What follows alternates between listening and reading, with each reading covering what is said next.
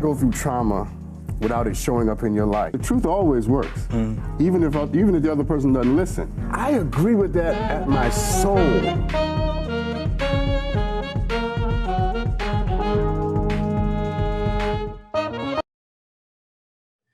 Hey everybody, welcome back to another chapter of the Book of Sean. Thank you for tuning in tonight.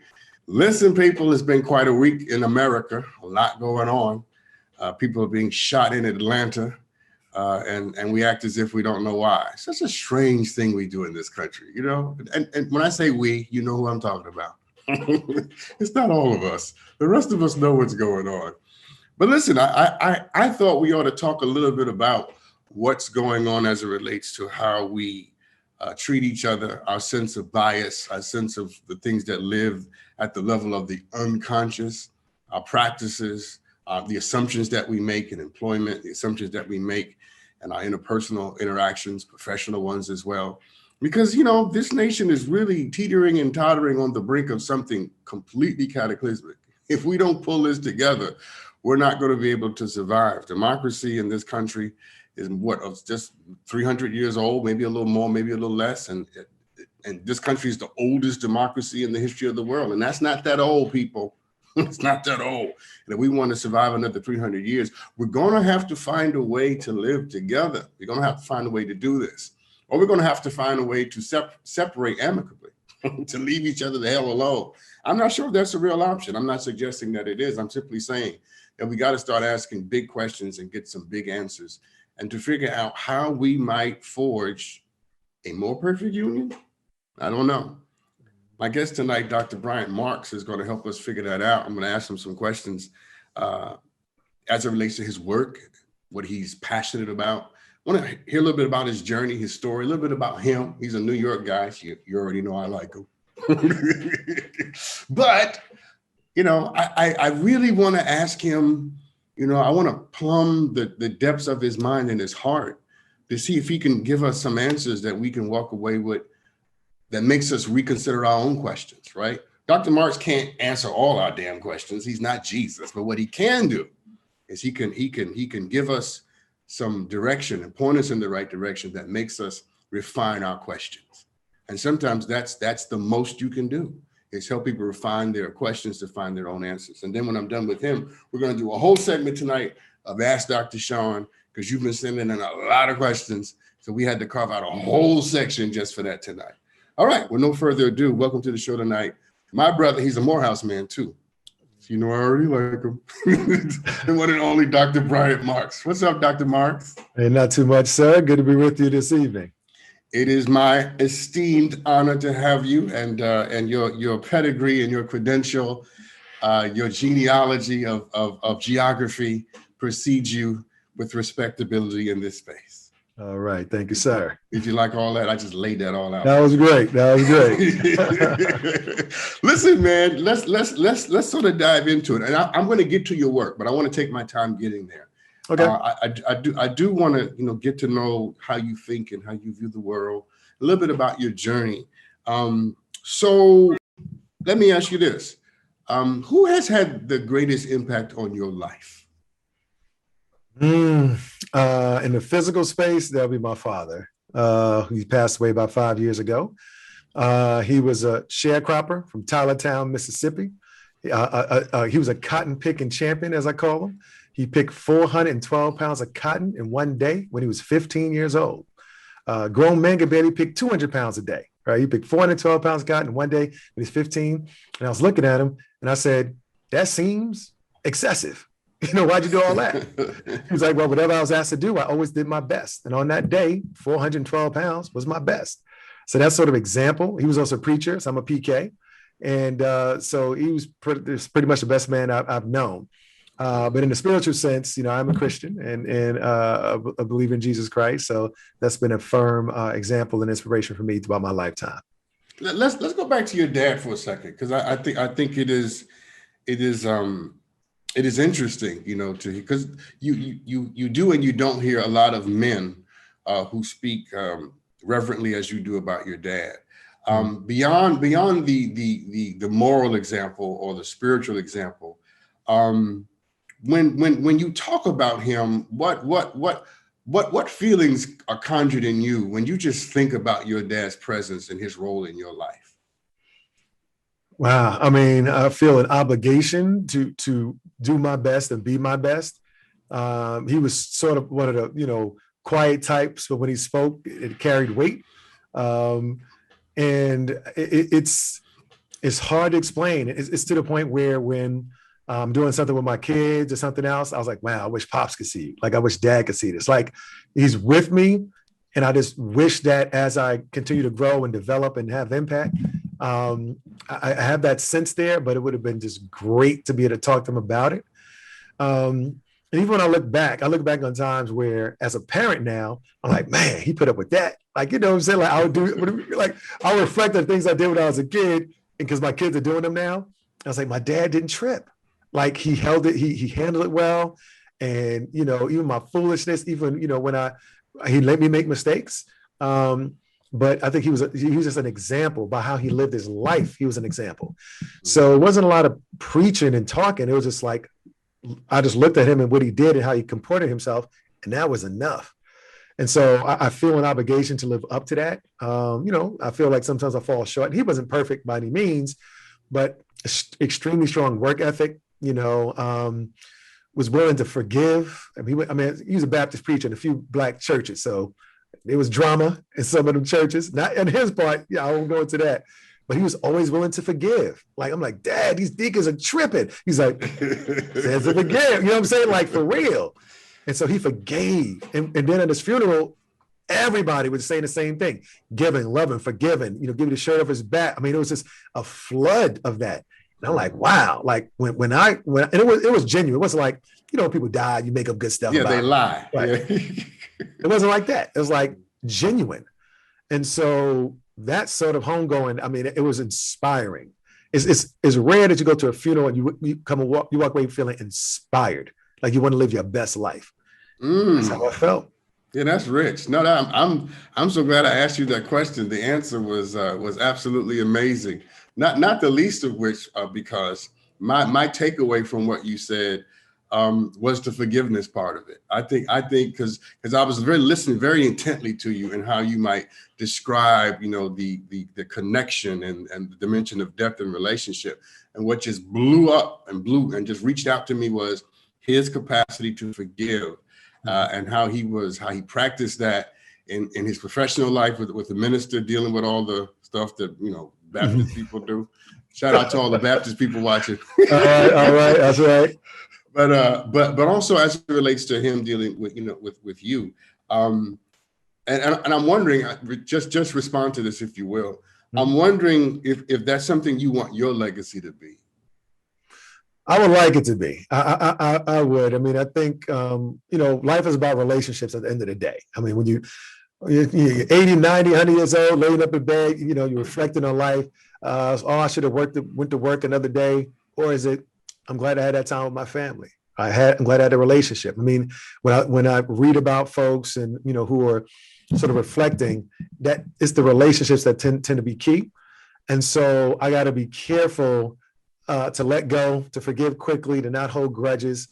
And some of the work that I do, you get emails. I'm sure you do too. You get emails, people, this and that.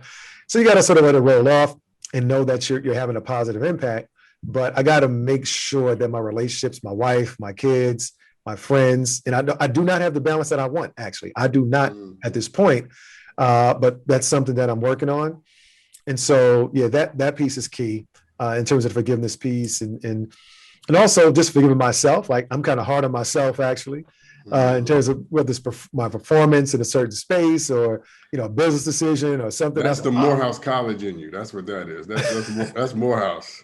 Change the world. Change the world. Right. And you want to do it efficiently, like quick.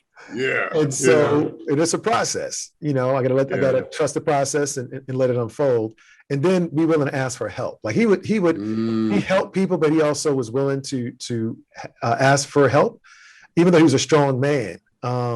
So being self-aware enough to know, okay, I need some help with this one. Yeah, I love that. First, thank you for all of that. Thank you for, just taking us into a part of your heart and into a part of, your affection for your dad. and to be reflexive about yourself. I value that, and that to me that is the necessary condition for everything that I'm about to ask you for, right? Because I'm about to let you to turn your mind loose and let you do what you do. So I have a few big questions I'm going to ask you, and it's intermittent with other questions that are more on the ground. And so I'm going to start with a big one, and then we'll just pepper this conversation with a bunch of things that we can use and some things to make us think. Here's something to make us think. So when you boil it all down, Dr. Marks, and you isolate it for what it truly is at its core, what would you say Black people really want in this country? I would say opportunity. I mean, I think if we have opportunity, we can usually perform, right? And oftentimes an opportunity may come later in life. And if we don't perform at the level we should, that's because a series of opportunities didn't come prior to that might have prepared us in a certain way. Most of the stuff is not genetic success and so forth. It's about access, it's about information, it's about relationships, it's about network, it's about a bunch of different things. But if we have the opportunity, I think we can excel. I mean, Black folks, we mastered all types of stuff in the U.S. I mean, we could speak all types of languages, get all type of MBAs and PhDs. We can perform at the highest level of any person in this country given the opportunity. So I think that is a key piece that we want that. But also just respect. Like the notion of Black Lives Matter, which I think is great. I think the reason that some folks don't get it, I train a lot of folks across the country, they'll ask me, oh, what do you think about Black Lives Matter?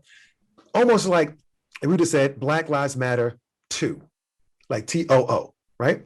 Because they'll say, well, all lives matter. I'm like, yeah, but historically speaking, for us in the US, hasn't really been the case, right? In terms of, slavery, Jim Crow, everything else leading up to this. And so if the respect that we have just as a human being, just not, expecting or prejudging our ability to perform in a certain space or our worthiness to have certain things. So that level of respect, the level of opportunity, it doesn't have to be, a charity sort of thing. No, I mean, I'm at Morehouse, HBCU, right? And so, yeah, we go to donors and foundations and we want support, but it's more of an investment. Like we're not about charity. This is a return on your investment. If you invest in us, when you invest in these young men, you're going to make the world a better place. So there's going to be a return on that investment. So that's I think the psychology for us is, the opportunity, being respected and seen as an asset-rich people that if invested in could provide a return. Yeah, I love that. So let me ask you this, because I think you have proven yourself to be more than capable tonight. Why do you think, having said all of that, why do you think, therefore, that we remain in this country so bitterly disconnected? What is the nature of that divide? Well, that is a big question, and it's layered in the U.S., right? So on the one hand, I'm a social psychologist. So I'm gonna give you some social sciencey type stuff, but there's this notion of in-group bias, right? So we tend to favor our in-groups, right? And our in-groups tend to be family, friends, community. And we tend to treat in-group members slightly or much better than out-group members. We all do it. It's the nature of the human condition. But depending on how you're positioned in society, your in-group favoritism can benefit yourself, your in-group, where I can give you a senatorial position, not senatorial, I can give you a contract, I can hire your son to be my VP or whatever. That's still in-group bias. Another group, not situated as well, can hire you, in their part-time business or at the shop.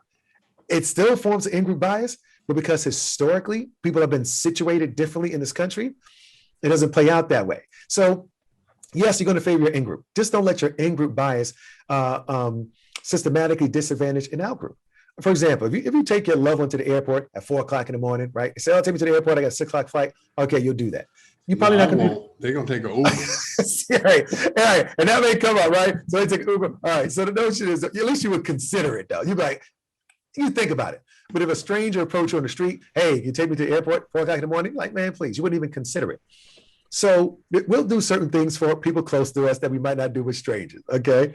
And that's fine until that in-group favoritism, like if you go to work and you hire your loved one when there's 10 other people more qualified, you do that again and again and again, that's an issue. So one person over time becomes a pattern, becomes a problem. So If in mass, there's certain folks, even if it's a subset of people in different groups that are looking out for themselves, looking out for their own groups, and they're sort of recycling privilege, so to speak, that could be a challenge, right? So we favor our in groups, but we got to sort of say, okay, in these areas, I get it, it's okay. But in other ways, no, we got to go merit and performance and provide these opportunities, writ large.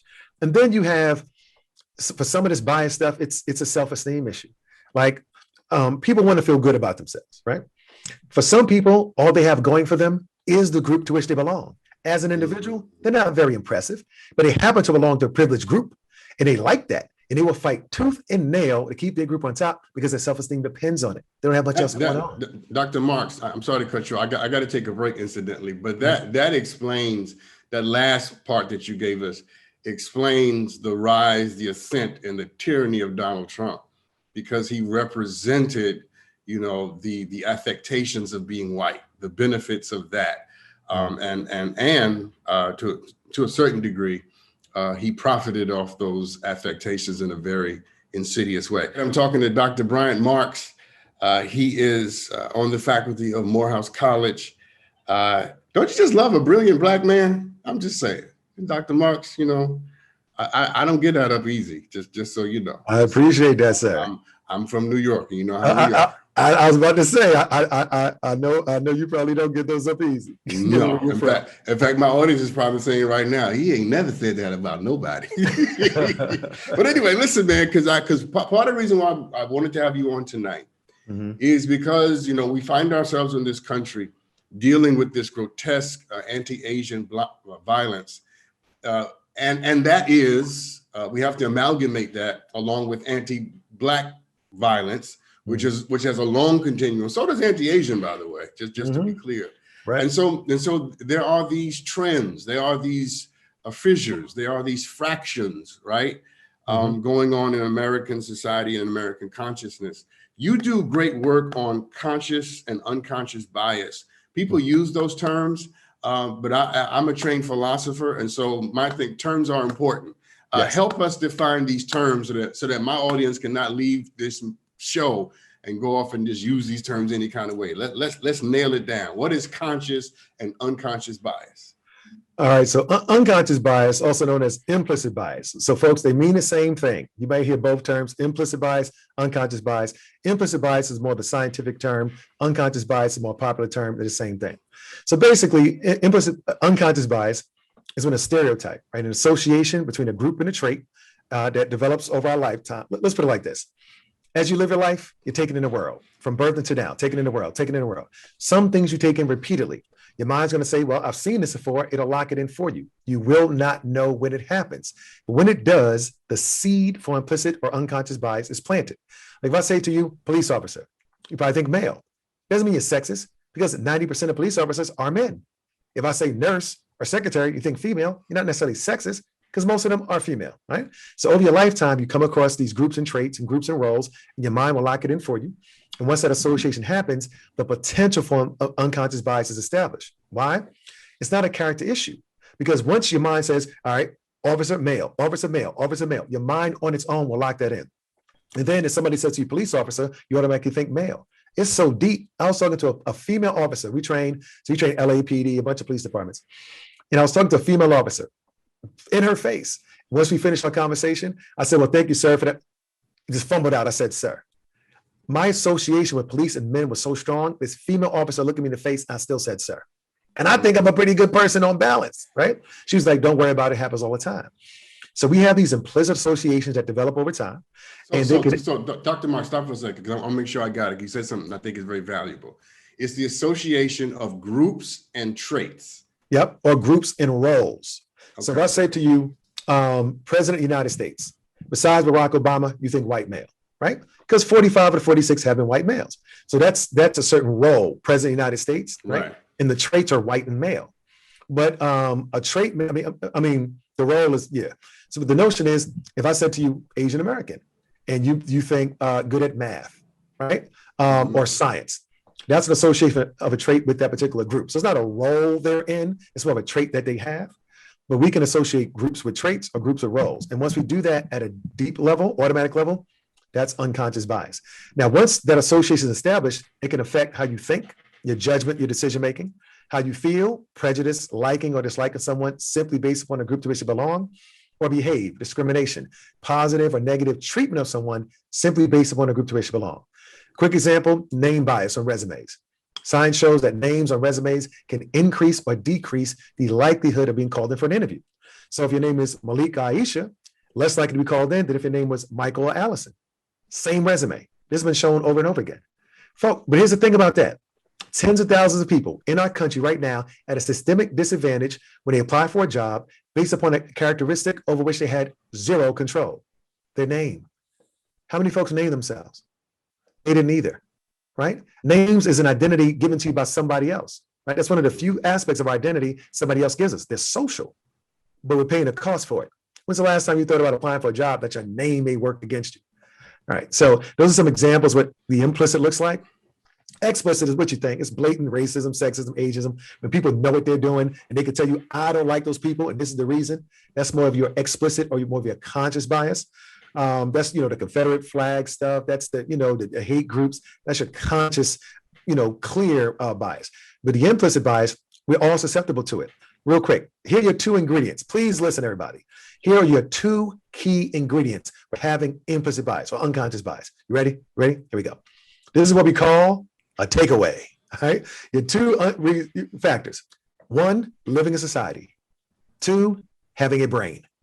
That's it. That's it. That's it. If that applies to you, then yes, you have implicit bias like everybody else. Yeah, no, I think that's a rich contribution because I think often, it is altogether fitting that we level critique where critique has been earned and is deserved. Mm-hmm. But it is equally important that we also assess ourselves and to see where within the Black community, within our own homes and our own families, mm-hmm. we are exhibiting biases that are, either not true, unfair, and that are hurting other people's opportunities, because that's where you started us off tonight. And to me, one of the things I'm committed to in this work is speaking truth to power, mm-hmm. But also speaking power to those who already know the truth, right? And mm-hmm. and to say to our own community, let's find the blind spots where we're guilty of, as it relates to women, as it relates to LGBTQ people, as it relates to ageism, whether somebody's too old or too young. Mm-hmm. So I'm loving everything that you're doing. Let me give you a big question though, all right? Because I'm gonna throw these in. Another big question. Yeah, this is a big one. If you get this one right, I'm gonna reach. Okay, all right. I'm gonna reach to the camera and adjust your crown myself. Okay. So tell me this: what do you think is really wrong with the world? That is a big question. What's really wrong? I think it's a combination of things. I believe in the potential for human beings to do good. I think our human nature is cooperation. Yes, we have wars, we have conflict, but we are social beings. We are built to connect. And so from that fundamental, and the science supports that, social science does, that we're sort of built to connect. And I think though, sometimes the notion of wanting more becomes a challenge. What do I mean? This joke goes, what does every millionaire want to be? A billionaire, right? So the notion of wanting more. So whatever you have, is it enough? So whether it's kids, whether it's our communities, whether it's a country, the notion of competing and conquering, wanting the next thing. When you look at the history of the world, the people around you, the conflict came with the encroaching of wanting more, wanting more, wanting more. And rather than cooperating and saying, look, if we cooperate, we can both take it to the next level as individuals or as countries, I think is significant. But I think part of the materialism that has become global now, I won't only say it's Western culture. Western culture didn't help. But the notion of having things and status related to things, I think in the last 20, 30 years has taken to another level. All right, so I live in Atlanta. I'll just keep it real, right? So you got folks who have the symbols of wealth, but not really wealthy. You got a car, a little watch, a little something, floss, and renting cars and leasing and all this other stuff. Give the impression. Why we got to do all that? Right? Dude, I've met Fortune 500 CEOs who drive pickup trucks. You wouldn't even know, white dudes wouldn't even know that, right? I'm not saying we got to do that, but I'm just saying, really? We got to, So for me, the materialism is a key thing. The notion of wanting more. And I think our spiritual core, regardless of your nationality or where you live, I think, talk about great religions. If people adhere, because most large religions have similar tenets, similar principles. And if we all actually adhere to those in our respective religions and so forth, I think we'd be much further. I think you can have non-religious people behave in an ethical, moral fashion, but those who consider themselves to be spiritual, I mean, not just religious. Religious is like, it's behavior, right? I go to church every Sunday. I pray every night. I fall asleep while I'm praying. Spiritual is when your belief, God, you're in conversation, you're in fellowship, and it's an relationship. Right. If we function like that, right, and follow those tenets, we'd be in a much better place. So if I had to wrap it up, I would say drifting away from our spiritual moral core. I would say the materialism that's sort of worldwide. And then it's related to the materialism, the notion of wanting more and the next thing that other people have, rather than appreciating what you have and making the best of it and seeking to cooperate rather than compete. Yeah, that's an entirely rich answer. I think that there's a lot to think about there, and I think you're right. We exported capitalism, but not morality, and you invite us to consider what Buddhism tries to teach us, and have tried to teach us thousands of years before Christianity, by the way, is to stop wanting more, is to end desire, and to simply be at peace and at home with where you are. That's quite a bit. You're not even you are a preacher's kid, so I get it now. Yeah, I'm an ordained minister as well. Oh, well, now I get it. Now I'm like, wait a minute. Okay. Yes. No, it's a powerful recommendation. Because I think you're right. I think we are way too competitive. We're always trying to think about how we can outdo or get more. I kidnapped Dr. Bryant Marks and wouldn't let him leave. It's like, you can't leave yet. I got some more stuff to ask you. So before we took the break, I asked you if you believe that people can change. I asked my guests last night this question, and they said yes, but I didn't quite believe that they believed their answer, because they gave you a bunch of stuff that I thought, I don't really think people can change. You said yes. Tell me why you believe people can transform and change. I'll keep it simple. Think about who you were 10 years ago. You're not the same person you were 10 years ago. You might have talked different, had different values, spent your money on different things, spent your time on different things. You changed. So even if you look introspectively at yourself or go back 20 years, depending on how seasoned in life one might be, you're not the same person. As a psychologist, I have to believe in a potential for human beings to change. As a social yes, you do. Yes, you do. Yes, right. You do. Right. So you have within-person change over time, and then you can change how you interact with the world over time as well, interact with others, relationships. And so, yes, I believe in that. Even groups can change. So you have in society, American society, we have examples of society's attitude changes toward different groups, right? In the last 20 years, attitudes towards LGBTQ, hugely different. You had shifts even from before World War II. Japanese Americans were in the United States. They weren't at the top of the social ladder, but they were sort of in the middle. World War II happens. They go to internment camps. Attitudes for Japanese decrease. World War II ends, by the mid to late 50s, the attitude is back to where it was. So we have examples of society's attitudes toward different groups changing over time. Attitudes of African Americans, it's been slow.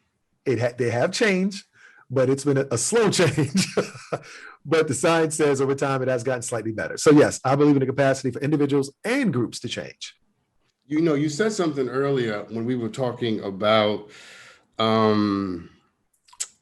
why the world is so disconnected, or maybe it may have been in the part we talking about conscious and unconscious bias, where you said that sometimes people need to be a part of groups. Yes, because that's the basis of their esteem and their worth. Yes. And if they lose their association with the group, then they lose. And of course, that made me think of the great Toni Morrison quote. When she proffered, I think, to Charlie Rose, if you have to stand on my neck, to feel good about yourself, right? Then how tall are you and what's wrong with you? And here's what I'm getting at. I put all that together. to raise this point that perhaps a part of why America persists in its whatever it is right now, and why it's taken so long for notions and ideas about race to change and other groups have had a quicker ascent, is because of the deep ingrained identity associations that white folks have made to whiteness, to worth, to identity, to power, to value. What did America, this is another big question. What did America do wrong to white people?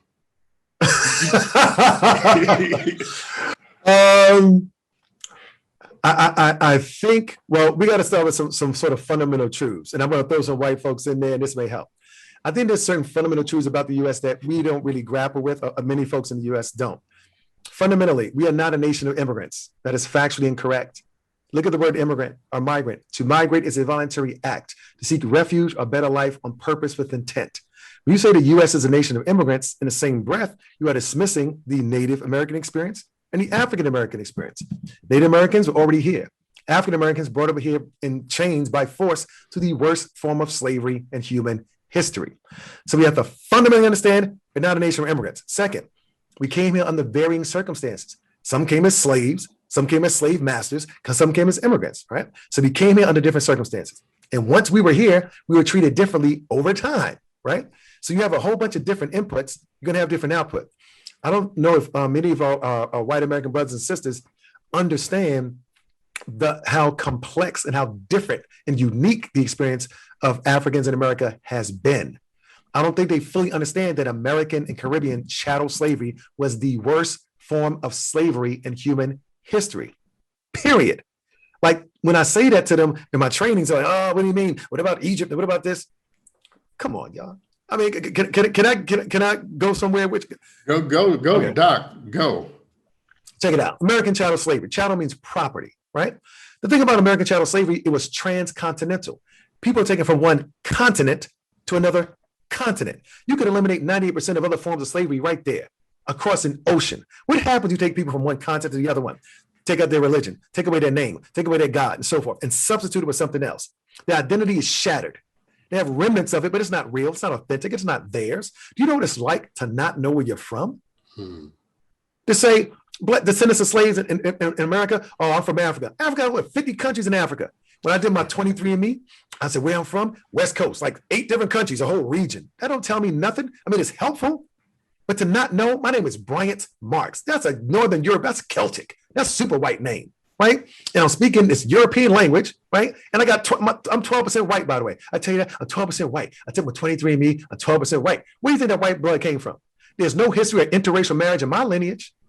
So we're going to have an honest conversation. That's the type of conversation we want to have, right?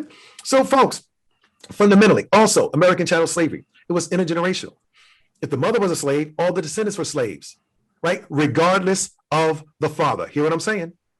Regardless of, why do you think they put that phrase in there? Regardless of the father, right?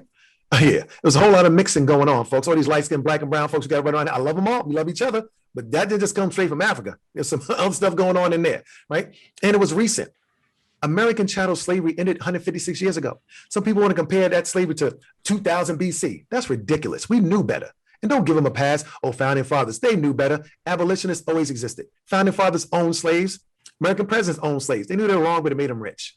So we're not going to acknowledge certain fundamental truths. And tell me this, what other country was willing to split itself in half to keep folks enslaved? Really think about that. What in the human history, the deadliest war in terms of casualties, American Civil War, about 650,000 died, right? To keep black folks enslaved, they were killing each other. And it's the economic engine for this country. So when you check all those boxes, there's no other one that could, I mean, you know what I'm saying? We don't want to get into the business of comparing atrocities, but if the American public fully understood the structure and the systemic nature and the brutality of American chattel slavery, they would wonder why we're not more crazy, why we're not in a worse position. It's a miracle that we in our right minds and are able to succeed when you look at what we went through, if you truly understand it. And most people don't. I'm sorry to be a little passionate there. I might have got a little No, excited. listen. Okay. Listen. Can I beg you to stick around one more segment? Sure.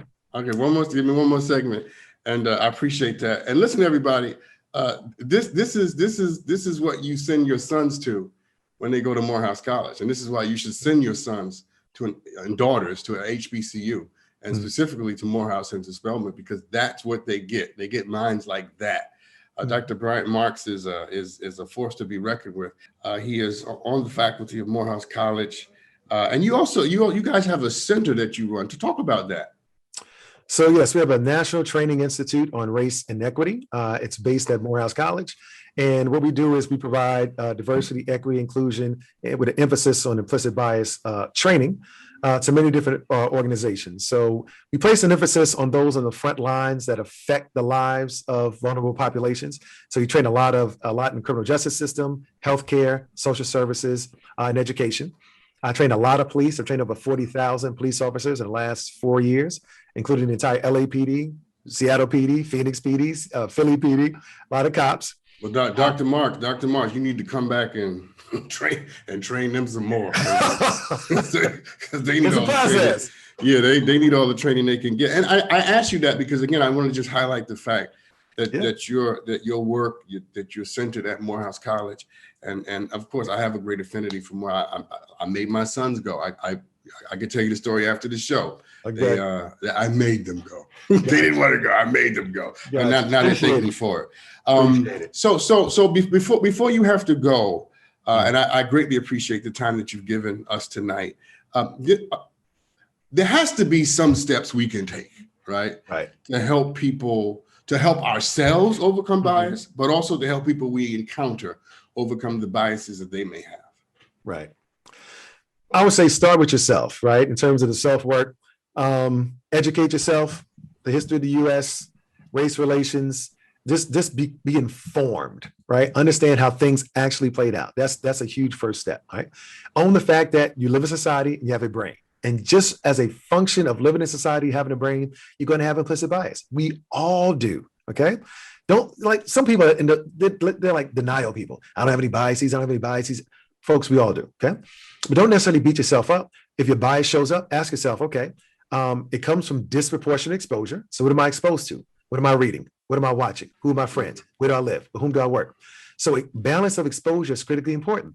So if you want to decrease, if you have a sense that you have bias toward a certain group, expose yourself to something positive about that group, positive achievements, watch a certain documentary, watch Fox Soul, about them, whatever the case may be, but balance that exposure. Because if you just are overexposed to negativity or in subsets of that group, you can form stereotypes towards them. So do the self-work. Also, I would say you want to have authentic relationships across difference. So, you can say, well, I want to have a white friend or a black friend. I mean, that's cool. And the thing is, people joke and say, well, some of my best friends are black or white. The science says that could actually help. like if you do have a close friend in another racial group, but you understand their history, their culture, their challenges, so that when they're not in the room, you could tell their story for them. That's what you want. You don't want the superficial stuff. You want the deep stuff. And once you can understand them, that actually shows that biases may be reduced when you have that close connection and a thorough understanding of the other. Okay. And then you want to sort of understand it's going to be a journey. Like, I work with organizations who are trying to improve, racial equity and social justice within their organizations and between them and their clients and customers. It's a marathon, not a sprint. It's going to take a while. Add it to your strategic plan. Add it to your standing meeting. Talk about it. Give your employees, different groups, a space to voice their concerns. Take their concerns seriously and try to come up with some solutions. And finally, I'll say this: you want to be an ally in this work, right? Raise the equity question. Just raise the equity question in the normal rhythm of your life. You go to the bank, you apply for a loan. They say, okay, we're going to give you 3.1% over 30 years fixed for this mortgage. You say, you know what? That sounds great. I have good credit. You're going to make a lot of money off me. But because I have great credit, there's two other banks giving me the same offer. So can you tell me, before I choose, when was the last time your bank conducted a study that shows you engage in unbiased lending practices by race and gender? Just raise the equity question. Well, if when you're writing somebody a check, or they're going to make money off you, you have leverage. You mean to tell me there's 3 banks and one can show you they're unbiased and the other 2 cannot? Why not go with the unbiased bank? same house, same term, same closing costs, right? What's going to happen, those other two banks, when they lose enough loans, they call the headquarters like, look, we need to do some equity work. We're losing money over here. That's how you can be an ally. In the normal rhythm of what you already do, raise the equity question. When you sit around with them folks, you're at the meeting, everybody look like you, went to the same schools you went to, you say, we don't have diversity of thought in here, right? Let's bring somebody else in. How will this policy affect Black, white, Hispanic, Asian, old, young? Just raise the equity question and play it out to its logical conclusion. And I'm talking too much now. I'm a little sorry about that. But hopefully that's helpful. No, I absolutely love you. I love your ability to make what are complicated concepts become very real and tangible. Before I run out of time, let me just ask you one question. I'm gonna change gears altogether. Sure. And this is a Bryant question, right? Sure. Not about what you do, but about who you are. I can't let you leave without asking at least one of these. And tell me, how does this work connect to the details of your journey, your story? When have you known this level of bias or rejection?